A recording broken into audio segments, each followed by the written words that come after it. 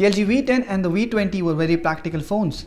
They were an almost indestructible lot that didn't pay much attention to the looks. The latest phone from LG, the V30, is thin, lightweight and gorgeous to look at.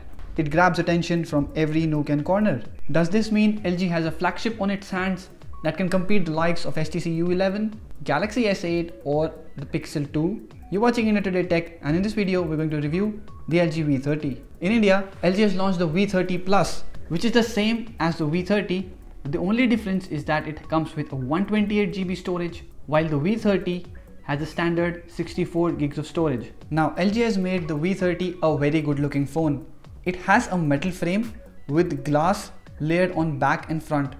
It's a Corning Gorilla Glass 5, which makes the phone very sturdy. It's a well-built smartphone for the most part, but glass, even Corning, has its bad days. Be nice and it should serve you well. Be rough and it may not live to see the next day without a crack or two. But still, the in-hand feel of the V30 is much better than its predecessors. The V30 Plus is in fact the first phone from LG to feel luxurious in its own way. It's smooth to touch, and because the rear seamlessly wraps around the front, it feels all the more reassuring in the hands.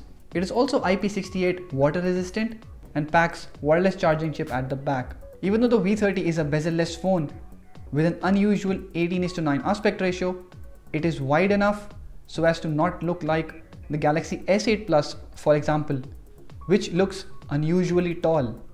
Since the display is big, it's equally cumbersome to use with one hand. But this is the USP of LG V30.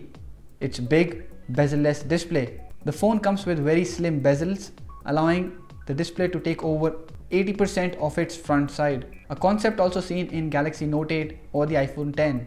Like these two phones, the V30 uses an Oled panel and is in fact LG's first true flagship phone in a long time to come with curved OLED screen.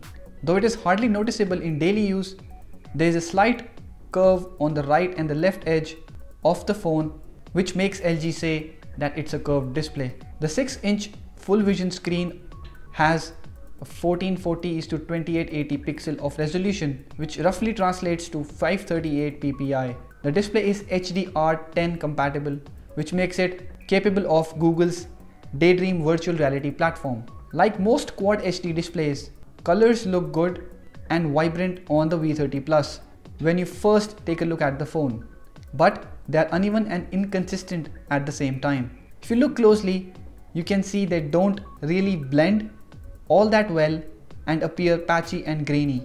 Moreover, a bluish tinge appears across the display every time you tilt the phone, even by the smallest angle.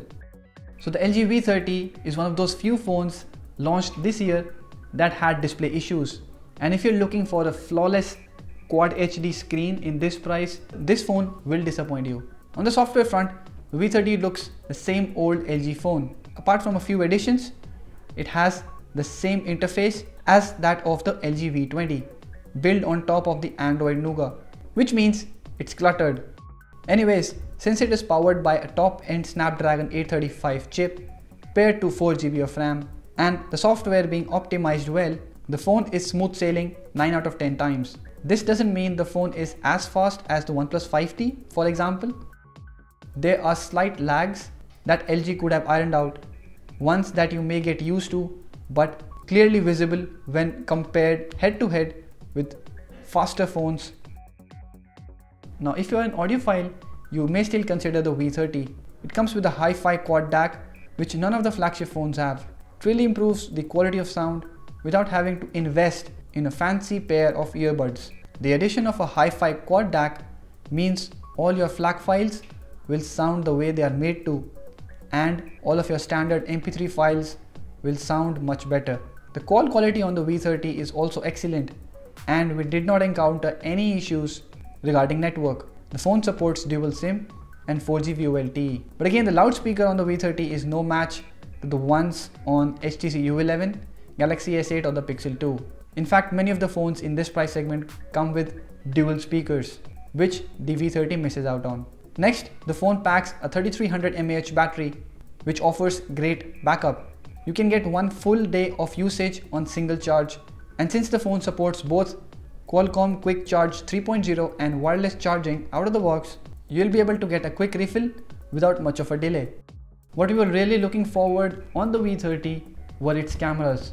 The phone comes with dual camera setup on the rear, which has a 16 megapixel sensor and a 13 megapixel sensor put side by side. The difference is that while the 16 megapixel sensor has a usual lens but a wide aperture of f1.6, the 13 megapixel sensor has a wider angle lens with a usual f1.9 aperture. While the wide angle camera was present on the G6 and the V20 as well, what gives LG a reason to heavily advertise V30's camera is the aperture on the main sensor. Of course, it's good in low light situations and you will be able to take photos like these in low light, but in some photos we could make out the over-processing of colors.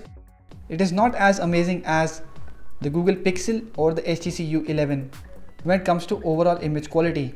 The wide angle lens on the V30 again makes it one of the unique phones in this price segment, and LG probably should have given it a matching sensor with the main camera. The wide angle camera allows you to take some pretty good landscape shots. You will notice slight fisheye effect in the photos and the details are not that great, but it is what LG phones are known for and are good at. Switching between the two cameras is also fast, which means you will be able to use the wide angle camera more often in daily use. Also, the phone's dual camera system has been designed to shoot pro level videos.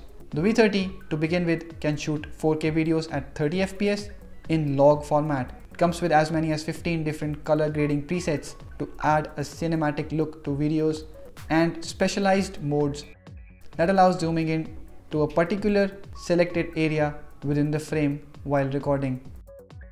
But again, if you're not looking to record pro level videos, that is something you won't be able to utilize in your daily use. Also, you will be able to cope with the rear camera somehow, but the front camera on the LG G5 doesn't fit the bill. It is a selfie lover's nightmare. Forget low light, the camera struggles to capture clean and sharp photos in good light conditions as well, which really got us thinking why LG would do this to a flagship in the first place. So should you buy the LG V30? What started as a flagship for us turned out to be a mixed bag. The V30 does really great in some places and completely disappoints in others. There are some good patches and then there are some rough patches. Though LG has priced the V30 very aggressively in India, it has launched it very late, a time when many flagships are getting discounted price tags. Buying it just for the quad DAC only also doesn't make sense because older LG phones have the same thing and you could get it for much less. So the V30 does look good, but it failed to grab our attention. It failed to offer something unique and something very enticing that a flagship should have. Let us know what you think about the phone in the comment section below. Also, if you've liked the video, share it with your friends and give it a thumbs up. Subscribe to our channel to get latest videos and honest reviews like this. Thank you for watching.